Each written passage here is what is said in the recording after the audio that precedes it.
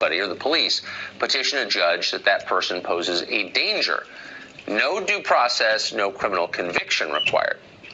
The sheriff of Weld County, Colorado, Steve Reams, says the law would be unconstitutional. Not only can he not uphold it, he will not. Colin Noir is an NRA TV host, and he joins us tonight. Colin, thanks a lot for coming on. So why is it the Second Amendment is the one right enumerated in the Bill of Rights that can be stripped from a citizen without due process?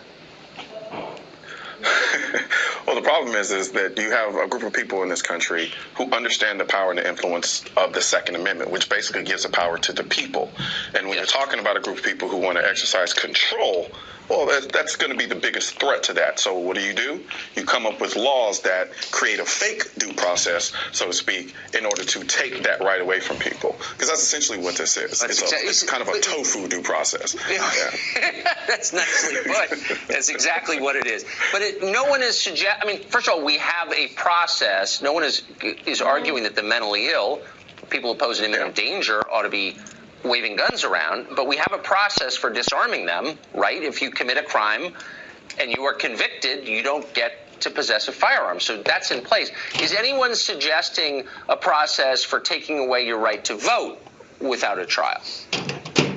Not that I'm aware of. So, but if you're not, if we don't trust you to have a gun, why would we trust you to choose our leaders?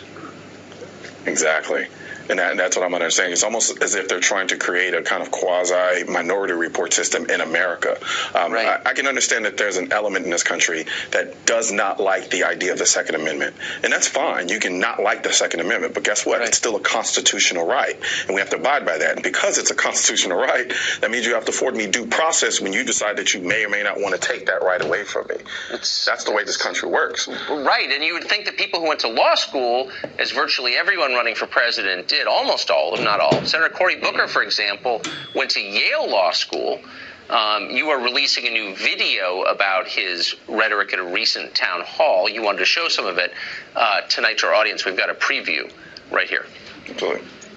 I get that Cory Booker thinks he's some modern-day Spartacus. I am Spartacus. But on the issue of the Second Amendment, he's more like a constitutional oligarch, where it's guns okay for us, but not for y'all. You actually admit, without realizing it, that the draconian gun laws of New Jersey, which you adamantly support, don't do anything to stop criminals from getting guns. Because as you put it, the majority of guns that we recover don't even come from New Jersey. They don't come from criminal gun runners who are not law-abiding citizens who should have a First and Second Amendment right. Exactly, Cory. When you push laws that take away guns from law-abiding citizens, the only people who will have them will be the criminals. That whole video is on our Facebook page, by the way, and it's excellent. So I loved your point about the oligarchy. So Cory Booker's not suggesting that his bodyguards disarm, is he? Oh, no, not at all. Even more so in New Jersey. Like, people are asking me all the time, like, what's my biggest issue with Cory Booker on the Second Amendment? Well, all you have to do is look at the state of the Second Amendment in New Jersey. It's practically dead. You can barely own a gun, much less be able to carry one, yet he's supposed to be a protector of the Constitution.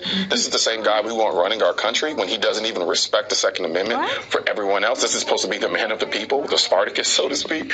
It's a joke. It's the same type of joke that you have with these red flag laws that supposedly have due process. They don't. Yeah. But what's interesting is every politician I'm aware of in the state of New Jersey has a retinue of armed state employees around him, whereas if you live in Newark or Patterson or Camden or one of the many poor places in that state, you can't defend yourself. Exactly. It's straight up and down elitism. That's pretty much what this is. It's basically saying, I'm important enough to be protected by guns. You are not. Not only that, I don't want you to even have the guns to possibly maybe sort of kind of use them against me because they make me feel uncomfortable with the regular normal people having firearms.